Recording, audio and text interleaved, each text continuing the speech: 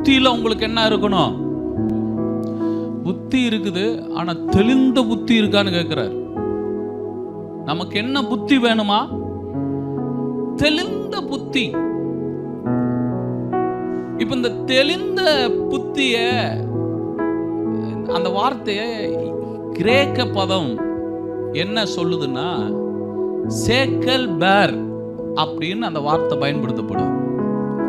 சேக்கல் பேர் அப்படின்னா என்னது அப்படின்னா, ஒரு விஷயத்தை நுட்பமாக நுண்ணறிவோடு கூட தெரிந்து வைத்துக் கொள்கிறதுக்கு பேரு தான் புத்தி.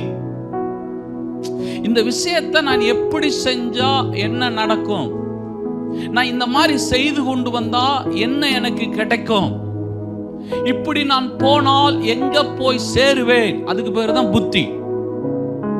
ஆண்டவர் என்ன சொல்றாருன்னா, நீங்க புத்தி உள்ளவங்களா இருங்க. அப்படின்னா என்ன அர்த்தம்னா, நீங்க ஒரு காரியத்தை ஏன் செய்றீங்க, எதுக்காக இப்படி செய்றீங்க, இப்படி செஞ்சா எங்க போய் சேருவீங்க, இதுதான் புத்தி.